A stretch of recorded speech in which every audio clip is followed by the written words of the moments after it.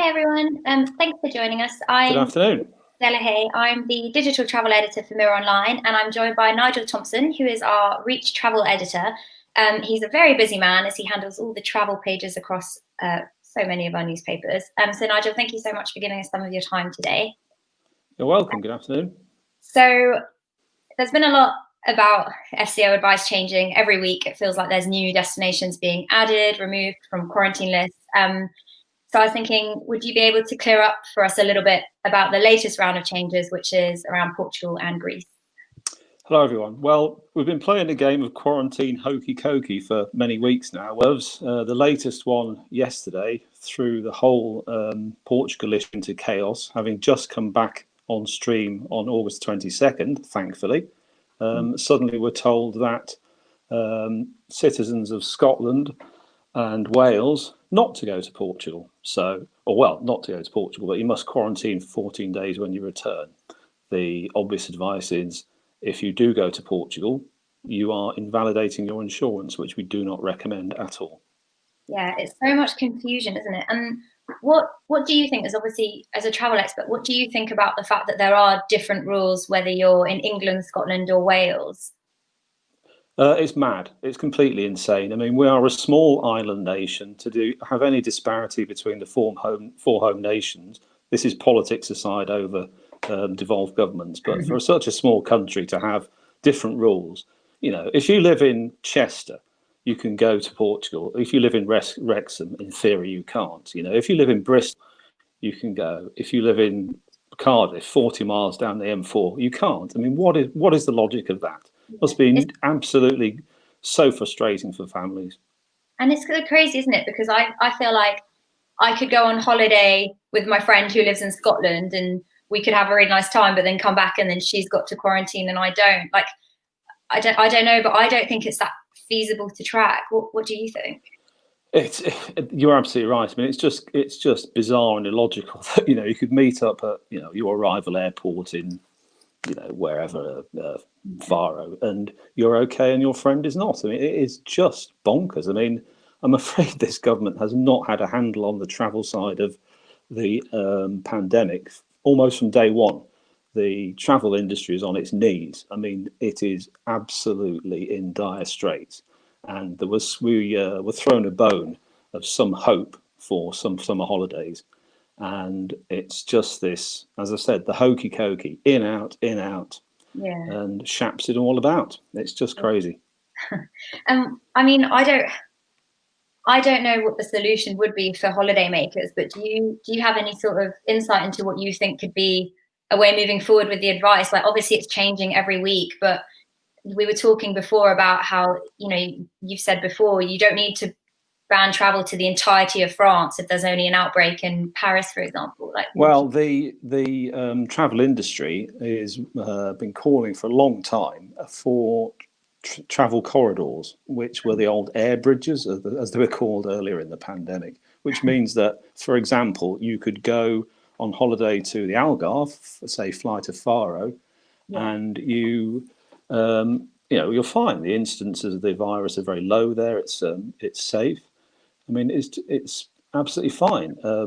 The reason you couldn't go was then because when it was actually quarantined off limits completely was because of an outbreak in Lisbon, the capital, which is 160 odd miles away. It's the equivalent of saying, I want to go on holiday to Minehead, but because there's an outbreak in London, you can't go. It's miles away. It's 150 miles away.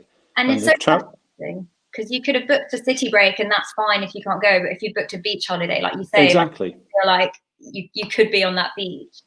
I mean, the travel industry feels very strongly that the government's policy of blanket travel bans is very leaden-footed. I mean, there was a point when you couldn't go to Spain. Well, you can't go to Spain completely, but the Balearics and the Canary Islands are, there's been a spike in Gran Canaria, but you could go to Tenerife, for example, which is low. It's just a whole blanket ban. It's completely crazy. There should be targeted regional travel to where it's safe. Public safety is, of course, paramount. Nobody's disputing that. And we must follow the science and the medical experts.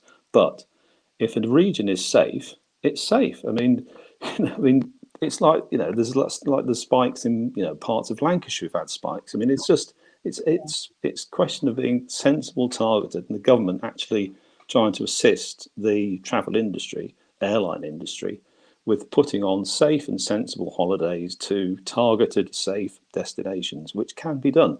Yeah, definitely. And we've had a question from Emily Billum. She's asking what countries are on this list of places you have to quarantine on returning. Now, obviously, there's quite It's a very long list. yeah. But I guess maybe some of the main destinations that have caught your eye. For example, I know Spain is still on that list. Spain, France, Portugal, if you live in Scotland or Wales, parts of the Balkans. It's easy. Malta's on now. It's easy to look at where you can go, to be Yeah, perfectly honest. I mean, the United States is completely off limits because they just shut their doors, shut their borders. Parts of the Caribbean are open, parts of the Caribbean are not. South America is pretty much no go.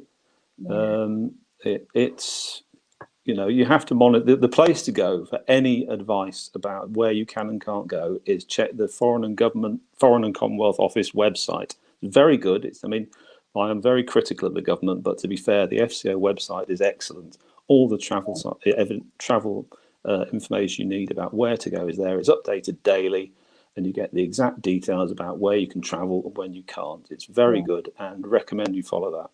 yeah. And we've had a question from Abby, who's currently in Greece, and she says if she gets home on Sunday and they change Greece advice to have to self-isolate for 14 days, would she need to self-isolate? It depends when you land. If it's the 4 a.m.